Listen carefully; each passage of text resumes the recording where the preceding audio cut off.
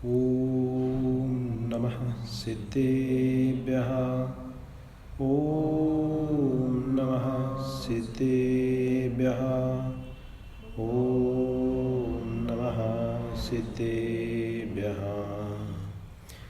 ओंकारं बिन्दुसंयुक्तं नित्यं ध्यायन्ति योगिनः कामदं मोक्षदं चैव।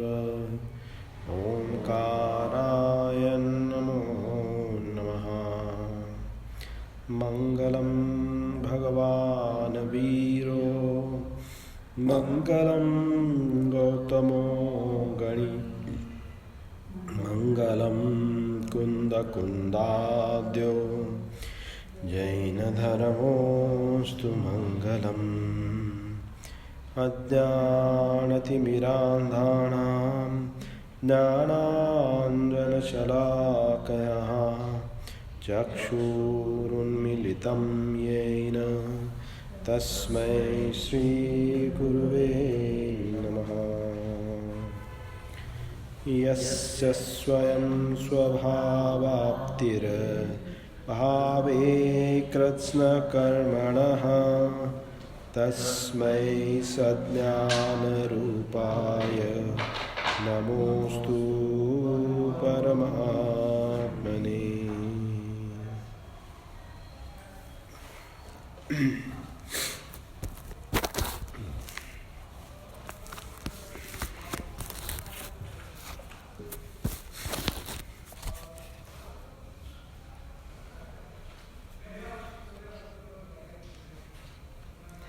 श्री इष्टोपदेश के अंदर जो अपनी यहाँ श्रृंखला चली हुई है, पूर्व सत्र के भीतर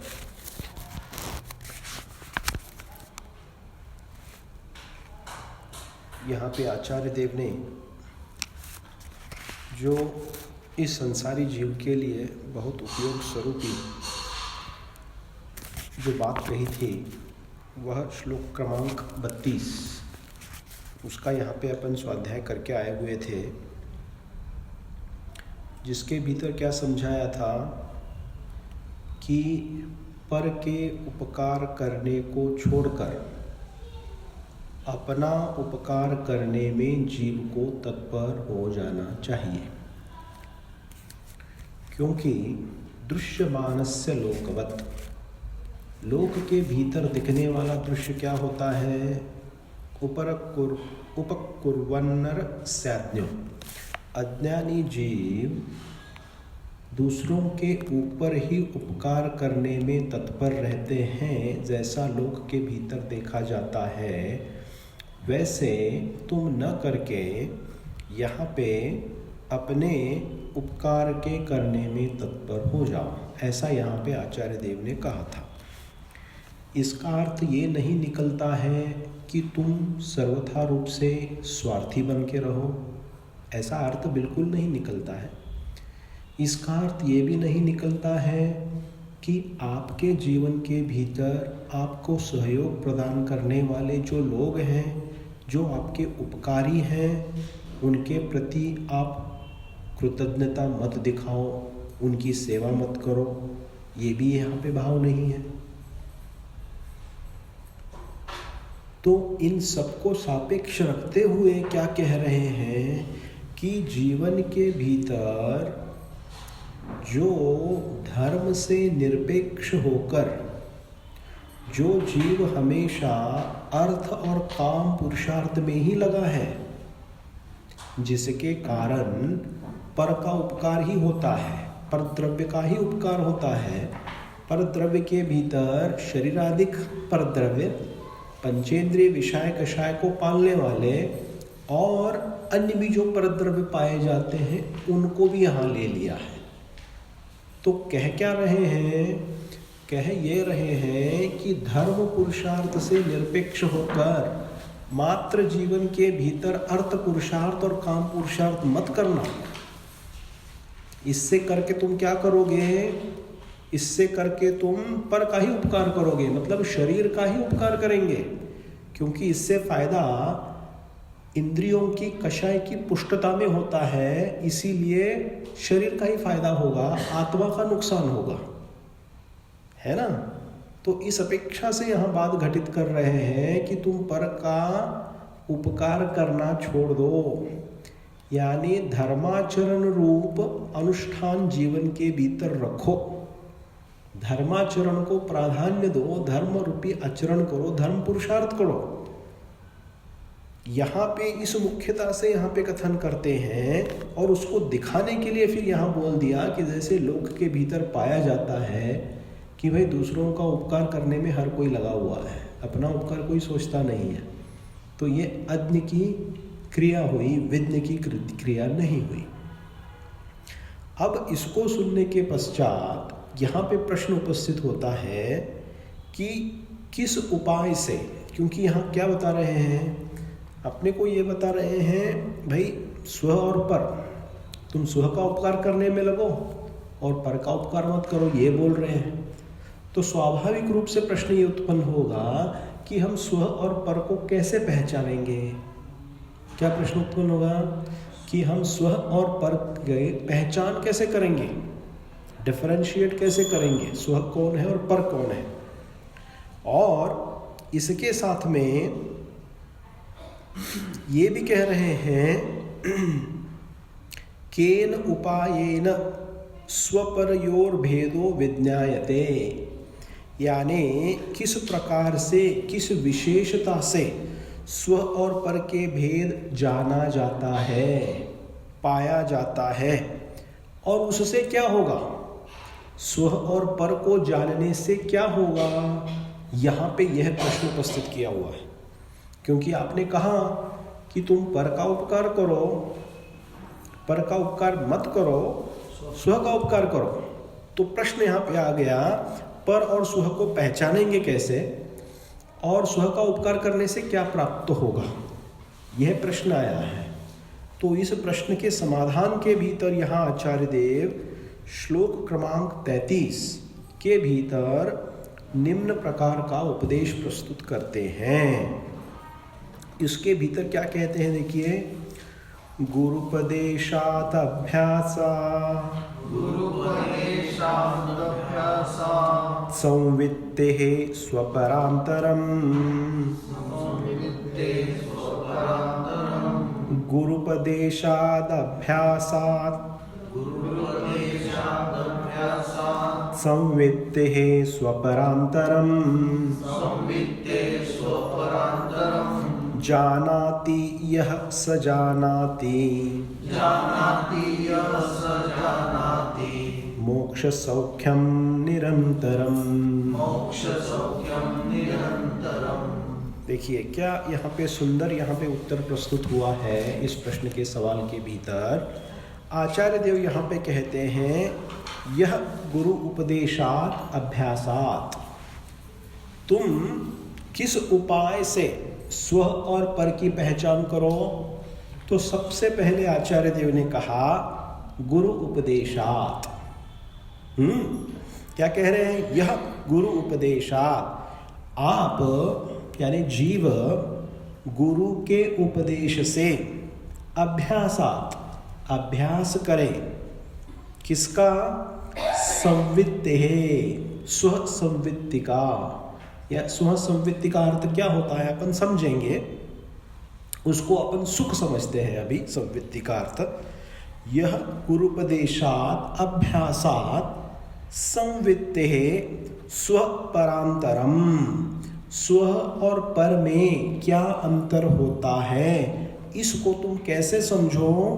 गुरु के उपदेश से, अभ्यास से और स्वतः के अनुभव से, संवित्ति से, इन तीन प्रकार के माध्यम से कह रहे हैं, है ना। तीन अलग अलग उपाय दर्शाए हैं, तीनों उपायों को ग्रहण करना है यहाँ पे।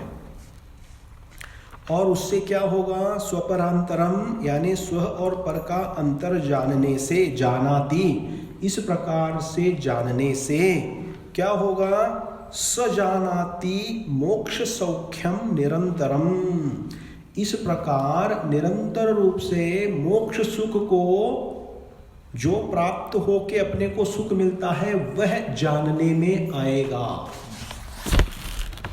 क्या करने से? कि जो गुरु के उपदेश को पाकर जो यहाँ बोलने की, जो करने की क्रिया बोल रहे हैं, ऐसा करने से तुमको मोक्ष संबंधी सुख का अनुभव होगा। मोक्ष संबंधी सुख क्या है, तुम यह जान पाओगे। ऐसा यहाँ पे आचार्य देव समाधान प्रस्तुत कर रहे हैं। तो देखिए यहाँ पे जो उपाय अपने को प्राप्त हुआ है, इस उपाय में सबसे पहले मुख्यता जो दर्शाई है वह गुरु की दर्शाई है ना। ऐसा नहीं कहा तुम शास्त्र ले लो और चलो पढ़ना शुरू कर दो। क्या अपने पास कितने शास्त्र हैं? है कि नहीं? शास्त्रों की कमी है क्या अपने पास? शास्त्रों की कमी नहीं है अपने पास। अगर देखिए शास्त्रों को मात्र अकेला पढ़ के हमें अगर ज्ञान होने लग गया तो गुरु का कोई औचित्य नहीं है जीवन के भीतर, कोई इंपॉर्टेंस नहीं है गुरु का। भाई हम शास्त्र से ज्ञान कमा लेंगे, गुरु के पास जाने की क्या आवश्यकता है? शास्त्र तो है, हमारे गुरुओं ने भी, वो भी हमारे गुरु ही हैं, उनको परापर गुरु कहा जाता है।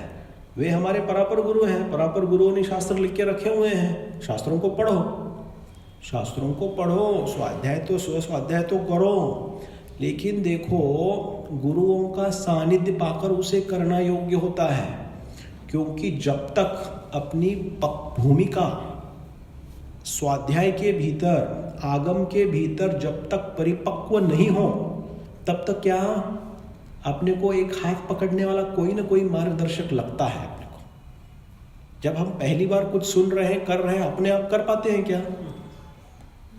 नहीं कर पाते हैं ना। जीवन के भीतर भी अपने को, लौकिक के भीतर में भी अभ्यास करना है तो क्या स्कूल जाना पड़ता है, ट्यूशन लेनी पड़ती है, क्लास को अटेंड करना पड़ता है, फिर गुरुओं की जो मारपीट है, बोला बोलो, सब सहना पड़ता है अपने को, तभी जाके कुछ विद्या अपन प्राप्त कर सकते हैं, लौकिक विद्या नहीं। तो सिस्टम तो ये है। तो भाई यही सिस्टम जो है वो अपने धर्म क्षेत्र के भीतर भी है। अभी वो अपनी शिक्षण प्रणाली सारी चली गई। पहले क्या करते थे, गुरुकुल हुआ करते थे, और गुरुकुलों के भीतर इन शिष्यों को पढ़ाने के लिए भेजा जाता था। और पूर्व की जो परंपरा रही है, मतलब कब की बात रहा हूँ मैं, बहुत पहले की जो राजाओं के ज़माने की जो परंपरा रही है, तो तब वो क्या करते थे, अपने बेटों को गुरुकुल में छोड़ के आते थे। और गुरुकुल में वे सारी विद्याएं, लौकिक विद्या, पारलौकिक विद्या, धर्म विद्या, सभी में निष्णात होकर फिर वो वापस आते थे और अपनी गद्दी पे बैठते थे, राज्य को चलाते थे, सारी विद्याओं को इकट्ठा करके। राइट, ये सिस्टम था। तो अपना वो तो सिस्टम चला गया, लेकिन फिर भी अभी गुरुकुल कहीं कहीं पे हैं। जो जिन्होंने भी ऐसे मुनि थे, जो दूरदर्शी थे, जिन्होंने कुछ स्थापन किया हुआ है कि यहाँ अध्यापन का कार्य चले, जो अपन लौकिक शिक्षा प्राप्त कर रहे हैं उसके साथ थोड़ा धर्म का भी ज्ञान मिले, ऐसे गुरुकुल कहीं कबार देखने मिल जाते हैं। अभी कुंभोज बाहुबली में है, खुरई में है, कारंजा लाड़ के भीतर है, और प्रतिभास्थलियाँ हैं अभी जो नई खुली हुई हैं। तो उसी मार्ग पे है वो भी, जहाँ पे आपको धर्म का भी शिक्षण दिया जाएगा और साथ में लौकिक विद्या भी आपको सिखाई दी जाएगी। तो हमारे जो फादर थे वे इसमें पढ़े हुए थे, अपना का ये जो है बाहुबली के गुरुकुल में हमारे फादर गए थे। तो तब के ज़माने में ऐसे लोग जाते थे पढ़ने के लिए। तो कारंजा में 2019 में हम कारंजा गए थे, एक साधर्मियों का ट्रिप था, तो 4 दिन रह के आए थे हम लोग। वहाँ पे देखा तो गुरुकुल बहुत अच्छा चलाते हैं वो लोग। सुबह उठ के सबसे पहले वहाँ पे उनको उठ के सब अपना पूरी क्रिया वगैरह करके वो मंदिर में आते हैं। फिर उसके बाद पूरे मतलब धोती दुपट्टा पहन के जिनेंद्र देव का अभिषेक करते हैं, पूजा करते हैं। फिर उसके बाद कुछ स्तुति पठन होता है। फिर वो सब होने के बाद फिर वो दोपहर को फिर अपना दिन उनका शुरू हो जाता है।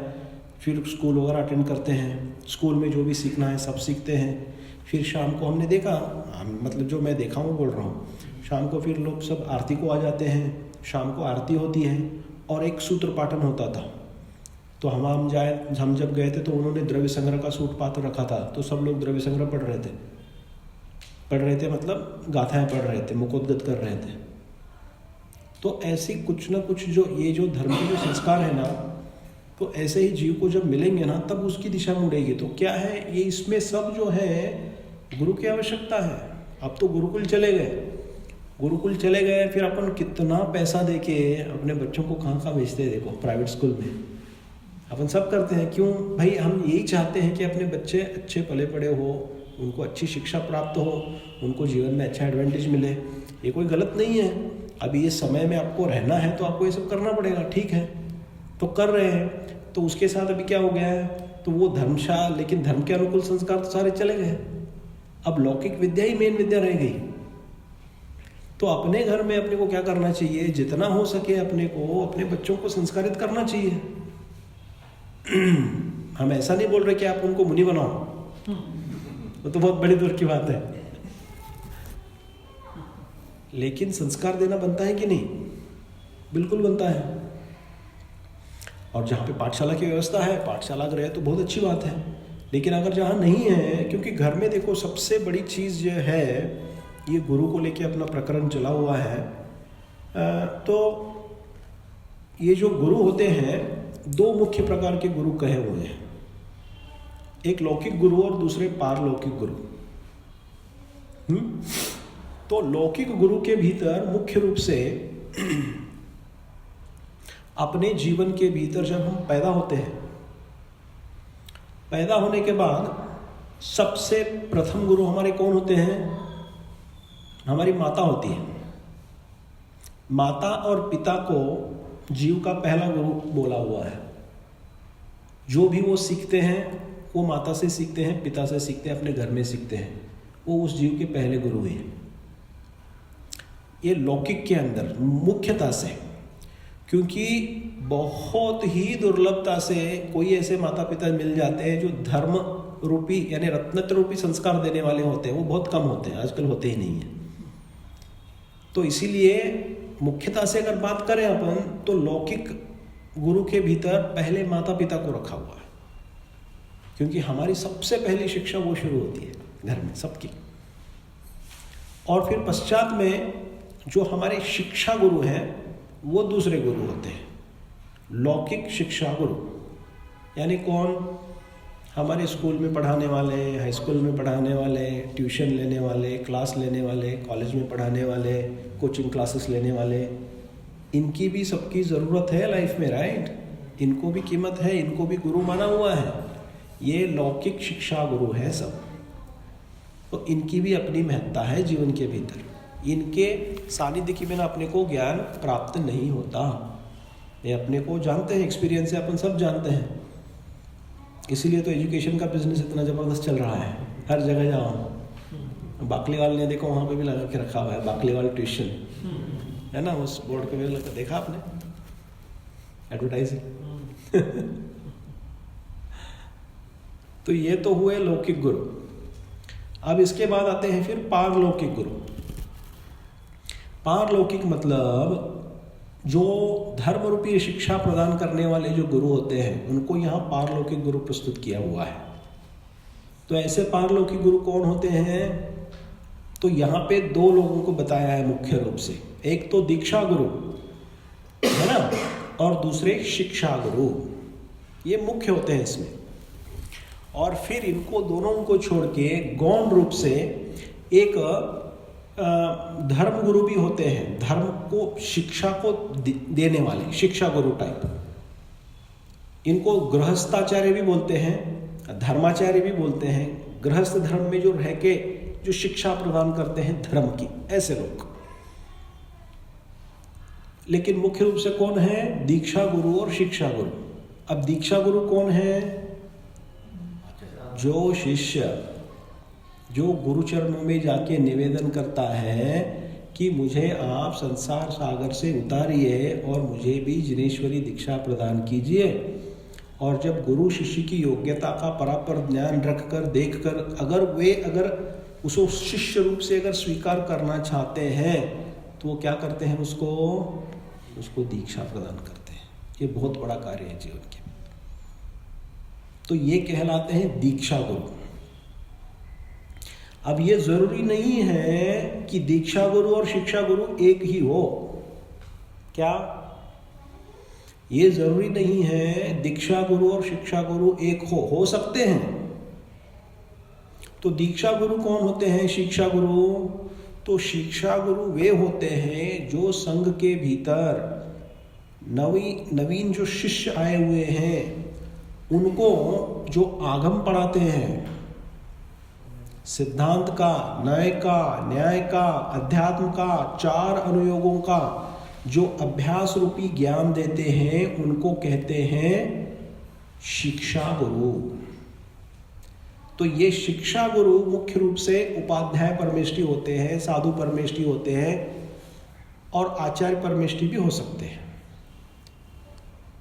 तो जब आचार्य परमेष्ठी रहेंगे तो दीक्षा और शिक्षा गुरु एक हो गए, नहीं तो फिर मुख्य रूप से दीक्षा गुरु जो है वो आचार्य परमेष्ठी को स्वीकार किया गया है। और इनको छोड़ के जब संघ में दाखिल होने के पहले या फिर कोई समझो ब्रह्मचारी हो जिन्होंने दीक्षा वगैरह नहीं ली हो, वे भी जो बड़े विद्वान ज्ञानी रहते हैं, है ना, जिन वाणी की सेवा करते हैं, ग्रंथों को रचते हैं, अनुवाद करते हैं, प्रकाशित करते हैं, उसका उद्यापन करते हैं, फिर स्वाध्याय संघ में जाके मुनियों को स्वाध्याय पढ़ाते हैं, मुनियों के साथ स्वाध्याय करते हैं, ब्रह्मचारियों को सिखाते हैं। ये भी सब क्या है? ये भी सब शिक्षा गुरु है। तो ऐसे बहुत मुनि आपको मिलेंगे। अभी तो वो मुनि हो गए हैं, लेकिन वो ब्रह्मचारी अवस्था में जब थे, आपने इनका नाम सुना है, पन्नालाल साहित्याचार्य का नाम सुना है आपने? बहुत बड़े दिग्गज विद्वान होके गए हैं और उनके हाथ से बहुत जबरदस्त आगम की सेवा हुई है, जिनवाणी की सेवा हुई है। बड़े बड़े ग्रंथों का उन्होंने, मतलब बहुत बड़ी लिस्ट है। वैसे तो काफ़ी अच्छे अच्छे विद्वान होके गए, उसमें पन्नालाल जी साहित्याचार्य बहुत बड़े विद्वान थे। तो उनको कितने ही मुनि और कितने ही अभी मुनि हैं वे, लेकिन जब वे थे कितने ही लोग उनको अपना शिक्षा गुरु मानते हैं।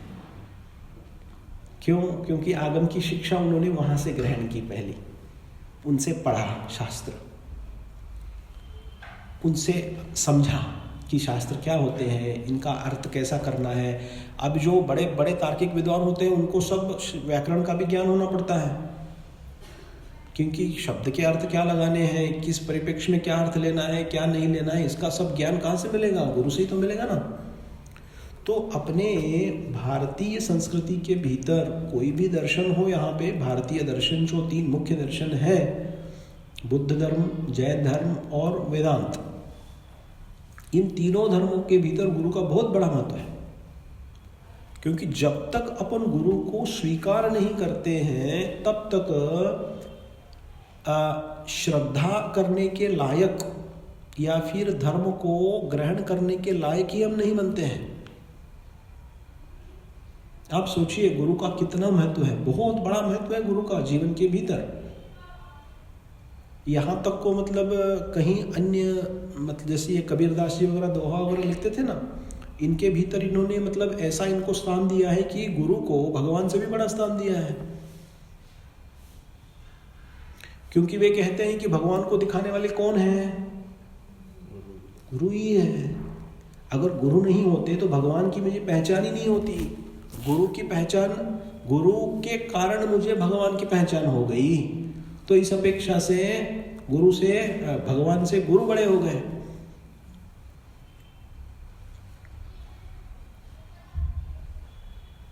तो मतलब कहने का तात्पर्य क्या है? कहने का तात्पर्य ये है कि गुरु का स्थान बहुत बड़ा होता है।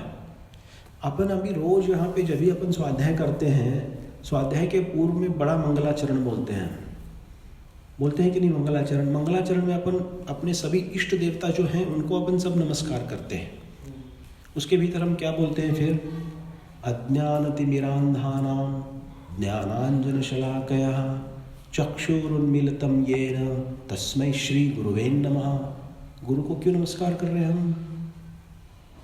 ये बोलने की क्या जरूरत है? स्वाध्याय करने के पहले मंगलाचरण के रूप में। भाई गुरु के बिना कुछ नहीं है जीवन के भीतर, क्योंकि ये सभी अपने को जो प्राप्त हैं, आज जिस ग्रंथों को यहाँ पे बैठ के विराजमान करके समझने का, स्वाध्याय करने का अपने को सौभाग्य प्राप्त है, ये गुरुओं की कृपा है। तो पूज्यपाद भगवान अपने बड़े गुरु हैं, परापर गुरु हैं हमारे। वे अगर इन शास्त्रों की रचना नहीं करते तो फिर हम यहाँ कैसे सीखते और क्या सीख पाते अपन। तो गुरु का जो उपकार है वो बहुत बड़ा उपकार है। और संघ के भीतर जब शिष्यत्व ग्रहण करता है साधक आके, और आचार्य महाराज उसको अपना स्थान उसको प्रदान करते हैं, उसको मतलब शरण प्रदान करते हैं, ये बहुत बड़ी जिम्मेदारी है। ये शिष्यत्व बढ़ाने का काम नहीं है ये, क्योंकि एक बार किसी को आपने शिष्य बना लिया तो उस शिष्य को एक हद तक तैयार करने की, उसको पूरी ट्रेनिंग देने की और उसको में व्यवस्थित रूप से मोक्ष मार्ग में लगाने की सारी जिम्मेदारी गुरु के ऊपर आती है। So this is a very big responsibility. इसीलिए क्या कहा हुआ है, शिष्य को यह बताया है कि जिसको तुम बहुत परख के फिर किसको गुरु को स्वीकार करना है, ये सोच के स्वीकार करना गुरु। क्योंकि गुरु तुमको डुबा भी सकता है और ऊपर भी उठा सकता है, दोनों भी है यहां बातें। क्योंकि गुरु अगर सुगुरु नहीं है, क्योंकि वो चर्चा बाद में आएगी, क्योंकि जिन गुरुओं की बात कर रहे हैं वो कौन गुरु है और गुरुओं के क्या लक्षण बताए हैं। जब हम गुरु की बात करते हैं तो तब हम जैन धर्म से भिन्न पर मतावलंबी जो गुरु पाए जाते हैं, मुख्य रूप से उनकी बात है। उनको अपने गुरु को स्वीकार कर लिया, मतलब क्या कर लिया आपने अपने अनंत संसारों को बढ़ा लिया।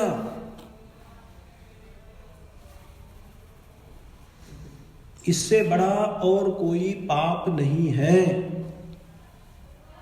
क्या पाप बोल रहा हूं मैं?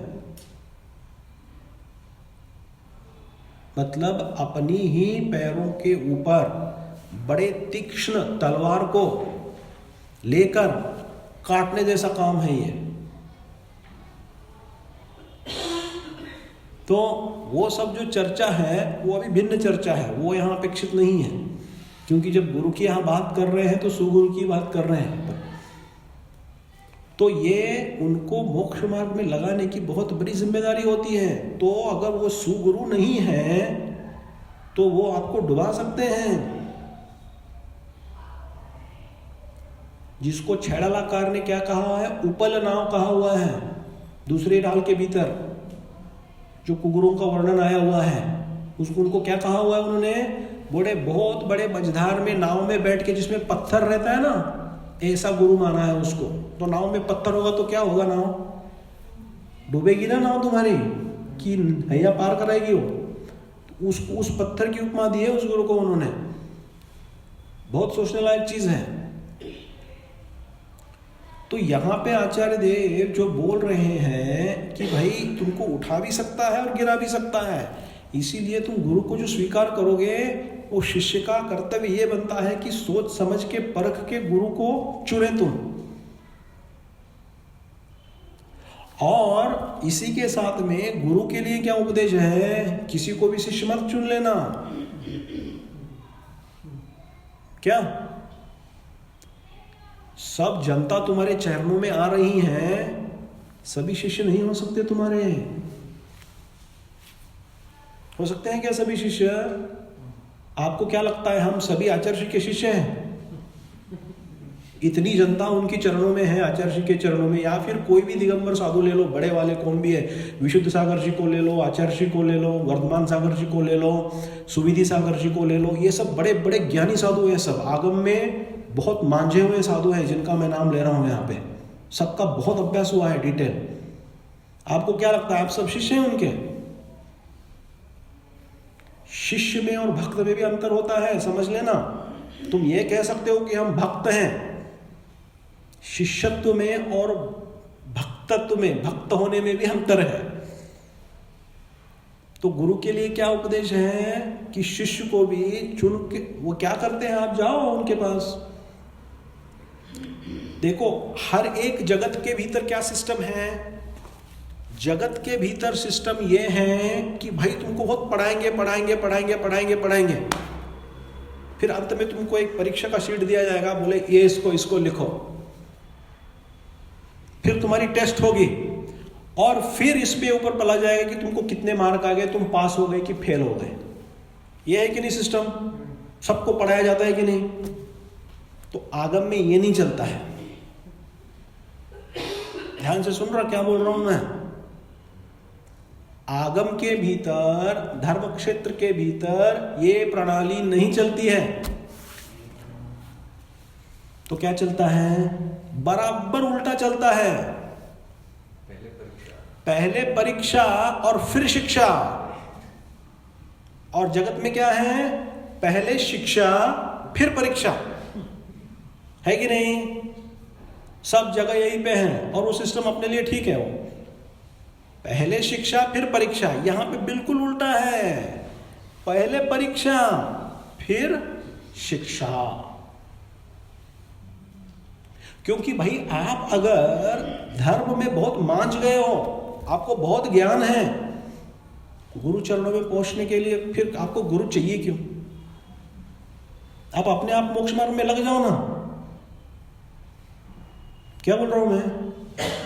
आपको बहुत ज्ञान है, आपका बहुत अभ्यास हुआ है, आप बहुत मांझे हुए खिलाड़ी हो धर्म के क्षेत्र के भीतर, तो कर लो अपना मोक्ष मार्ग प्रशस्त कर लो, आप जाओ, आपको गुरु की आवश्यकता नहीं है। तो इसीलिए संघ के भीतर जो लोग आते हैं वो तैयार होने के लिए आते हैं, तैयार होकर संघ में नहीं पहुंचते हैं। बहुत अंतर है दोनों में। क्योंकि गुरु को क्या बताया हुआ है, उपदेश का पात्र कौन बताया हुआ है? देखो उपदेश के पात्र जो जीव हैं, अब अपना विषय बहुत बढ़ रहा है इसमें।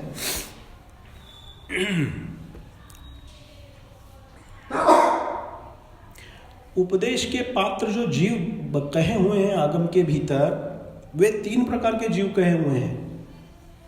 हाँ, एक संशयी, फिर एक अज्ञ और एक विज्ञ। ये 3 प्रकार के जीव कहे हुए हैं जो पात्र के भीतर आते हैं। तो उसके भीतर जो अज्ञ हैं और जो संशयी हैं वे उपदेश के पात्र हैं। क्या कहा? जो अज्ञ हैं, अज्ञ मीन्स अज्ञानी, जिनको कोई ज्ञान नहीं है अभी, वो ज्ञान सीखने के लिए आपके चरणों में आ रहे हैं। तो जो अज्ञानी हैं या फिर कुछ ज्ञान प्राप्त है लेकिन संशय बहुत भरा हुआ है, सही क्या है गलत क्या है उसकी पहचान नहीं हुई है अभी, ठीक है? तो कहते हैं वे दोनों हैं वो उपदेश के पात्र हैं। और जो विज्ञ है वो तो ज्ञानी है, उसको उपदेश देने की जरूरत नहीं है। ज्ञानी को क्या उपदेश दोगे आप? हाँ, जो बड़ा चार्टर्ड अकाउंटेंट बैठा हुआ है 40 साल का प्रैक्टिस करके, उसको तुम जाके सिखाओगे क्या? नहीं ना। तो आगम के भीतर यही कहा हुआ है, चरणाणियों के ग्रंथों के भीतर, अणगार धर्मामृत ग्रंथ के भीतर ये कहा हुआ है। और एक चौथा कैटेगरी का एक जीव है जो अपात्र है, वो पात्र में नहीं आता है। जो लोग धर्म से विद्वेष रखते हैं, क्या? जो लोग धर्म से विद्वेष रखते हैं वे उपदेश के ही पात्र नहीं है, उपदेश उनको नहीं देना चाहिए, ऐसा आगम कहता है। यानी धर्म के नाम पर जिनके मन में चिढ़ उत्पन्न होती हो, ऐसे हैं लोग, बहुत जैनी है, बहुत जैनियों को मैं जानता हूं ऐसे, अपने ही धर्म के भीतर ऐसे बहुत लोग हैं जिनको धर्म के नाम पे ही चिढ़ उत्पन्न होती है। और फिर अनेक प्रकार के कुतर्क चलते हैं धर्म के नाम पर। और ये लोग अच्छे अच्छे घराने में पैदा हुए हैं, ये भी बोलता हूं मैं।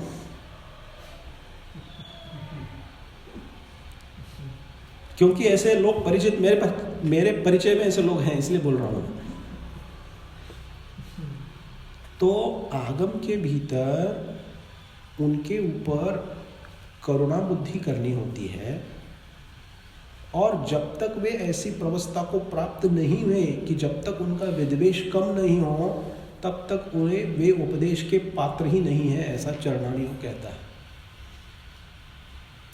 अगर आप अपने दिमाग से उन्हें उपदेश देने चले गए तो मार खाने के लिए तैयार रहना। क्या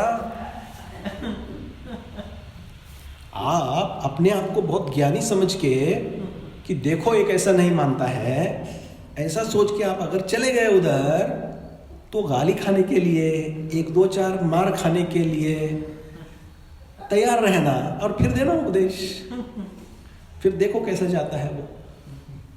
बहुत काम की चीज़ें हैं ये सब, प्रैक्टिकल लेवल पे है ये सब। आगम कुछ भी जो भी लिखे हमारे ज्ञानी जनों ने, जो भी कुछ चीज़ें लिखी हैं, बहुत सोच समझ के लिखी हुई हैं। तो उपदेश के पात्र कौन है कौन नहीं है, तो इसकी सारी जांच जो है वो गुरु करते हैं। इसीलिए गुरु भी जो है वह ऐसे झोली फैला के बैठा नहीं है, चलो सब आ जाओ मेरे शिष्य बन जाओ। वो योग्यता देखेंगे, पहले आपकी परीक्षा लेंगे, और परीक्षा के भीतर अगर हम उत्तीर्ण होते हैं तो वे फिर शिक्षा देने के लिए आपको अनुग्रहित करेंगे, अनुग्रह करेंगे, अपने को शिक्षा प्रदान करेंगे। ऐसी कार्य प्रणाली यहाँ पे लागू होती है आगम के भीतर। तो यहाँ पे कह रहे हैं ये जो 3 उपाय अपने को प्राप्त होते हैं, उन उपायों में पहला उपाय जो है वह गुरु का सानिध्य पाना। जो व्यक्ति गुरु को स्वीकार नहीं करता है, आप सोचो रामायण महाभारत के भीतर एक कथा आती है, एकलव्य की कथा, आपने सबने सुनी होगी। एकलव्य को साक्षात गुरु का सानिध्य नहीं मिल पाया, क्योंकि वो भील था, और जिन गुरुओं से वो सीखना चाहता था वे मात्र क्षत्रिय राजाओं को सिखाते थे। इसीलिए उन्होंने उसको मना कर दिया कि मैं तुझे शिक्षा प्रदान नहीं कर सकता, क्योंकि वे सर्वोत्तम गुरु थे उस जमाने के। ऐसा होने के बाद भी उसने किया क्या, उसमें खुद की गुणवत्ता बहुत थी। उसमें गुणवत्ता होने के बावजूद भी उसको भी गुरु लगे कि नहीं, उसको भी गुरु लगे। जैसे हम जो जिनेंद्र देव को स्थापित करते हैं, वैसे उसने गुरु की स्थापना की, और गुरु की स्थापना करके गुरु की आराधना करते हुए उसने अभ्यास किया, तब वो सफल हो पाया। कर्ण और एक व्यक्ति महाभारत का, कितना महान योद्धा था वो भी द्रोणाचार्य के शिक्षा से वंचित रहा कि नहीं वंचित। द्रोणाचार्य ने उसको इनकार कर दिया शिष्यत्व को देने के लिए। तो शिष्यत्व भी मिलना इजी नहीं है, उनका भाग्य नहीं था, एकलव्य का भाग्य नहीं था। तो वो दुर्भाग्य कैसे बदल गया, बाद में उसको अंगूठा काट के देना पड़ा, उसकी विद्या सारी निष्फल हो गई। तो ये उसका दुर्भाग्य है। तो मैं क्या कहना चाह रहा हूं कि गुरु का मिलना ये बहुत बड़े भाग्य की चीज है। इसीलिए जभी जिनवानी की शरण में आते हैं तो अंतरंग से बहुत बहुमान छलकता है कि ऐसे गुरु हमें प्राप्त हैं, ऐसे गुरुओं के चरण शरण को हमको प्राप्त है, ऐसे शब्द, ऐसे ग्रंथ, ऐसे वाक्य हमको सुनने को मिल रहे हैं। अलभ्य लाभ है, ये दुर्लभ है बहुत। तो ये सब सारी गुरुओं की कृपा है। अब जिस कर्ण को भी गुरु का सानिध्य प्राप्त नहीं हो पाया, उसने भी छल किया और छल करके दूसरे गुरु के पास चला गया। वो छल यानी मायाचारी जो उसने की, उसका परिणाम क्या निकला बताओ। जीवन के भीतर सबसे दुर्धर क्षण के भीतर जब उसको विद्या चाहिए थी, वो विद्या उसको याद ही नहीं आई, क्योंकि गुरु का शाप था, उसको विश्वामित्र का शाप था। तो इतना सब विद्यार्जन कर लिया कर्ण ने कि भाई मैं भी अर्जुन के जैसा योद्धा बनूं, लेकिन अर्जुन के जैसा पुण्य नहीं था उसके पास, क्योंकि उस विद्या को अर्जन करने के लिए उसको छल करना पड़ा। छल करके उसने विद्या ग्रहण करी। हालांकि तो था, बहुत महावीर था वो, लेकिन गुरु को जब पता चला कि इसने छल किया है तो गुरु ने शापित कर दिया उसको शाप दे दिया, और उस शाप के कारण वो विद्या उसके काम नहीं आई। तो इस मामले में क्या हुआ, ये भी बहुत बड़ा दुर्भाग्य ठहरा कर्ण भी। ठीक उसी प्रकार से ये एकलव्य भी, मतलब जो अपने को जो गुरु की जो प्राप्ति भी होना है, इसमें भी बहुत पुण्योदय चाहिए है। तो हमें ऐसे ग्रंथों का यहाँ पे स्वाध्याय करने को मिल रहा है, और अभी प्रकृष्ट इस जमाने में जो भी हमें मुनिराज भी प्राप्त हैं, जो भी संग प्राप्त है, तो भाई ये सब जो है ये बहुत दुर्लभ चीज़ है। क्योंकि हम क्या कह रहे हैं, इष्टोपदेश ठीक है, हमने आचार्य पूज्यपाद भगवान को कभी देखा नहीं, उस जमाने में अपन पैदा नहीं हुए, लेकिन वे कौन थे, उनका व्यक्तित्व क्या था, उनका कर्तृत्व क्या था, उन्होंने क्या लिखा हुआ है, इस रूप से तो उनका दर्शन तो हम कर ही सकते हैं, कर ही रहे हैं। तो ये बहुत बड़ा सौभाग्य है, ऐसे गुरुओं की प्राप्ति होना, ऐसे ग्रंथों की प्राप्ति होना बहुत बड़ा सौभाग्य है। इसीलिए अपन क्या करते हैं, शास्त्राभ्यास करते समय मंगलाचरण के भीतर गुरुओं को धोख देते हैं। पंचपरमेष्टि को धोख तो है ही है, पंचपरमेष्टि में सारे ही गुरु रूप हैं, लेकिन वो होने के बावजूद भी अलग रूप से गुरु को स्थापन करके वापस उनको अपन धोख देते हैं। तो उनके प्रति होने वाला ये शिष्टाचार है, विनयाचार है, ऐसा नहीं करेंगे तो ज्ञान की प्राप्ति नहीं होगी, नहीं होगी। Unless we submit ourselves to a guru, we are not going to progress in the field of knowledge. It is as simple as that. तो यहाँ पे इसीलिए पहला यहाँ पे उन्होंने जो उपाय दर्शाया है, वो ये नहीं कहा कि तुम स्वाध्याय करो, पुस्तक पकड़ लो और स्वाध्याय करना शुरू कर लो, तुमको सब कुछ आ जाएगा, ऐसा नहीं है। गुरु के उपदेश से कहा हुआ है ना। तो गुरु का ये महत्व है। और फिर पश्चात में क्या कहते हैं, अब अभ्यास करना। अभ्यास करना मतलब क्या, और फिर उसके साथ में ये जो संवित्ति शब्द आया हुआ है, इस संवित्ति का अर्थ क्या लेना, क्या करना, इसको अपन क्रमवार जानते हैं। आज इतना ही रखते हैं अपन, अगले समय में जब आएंगे तो फिर बचा हुआ जो ये सूत्र है, इस सूत्र का अर्थ अपन समझने का प्रयास करते हैं। जय नम जय शासन।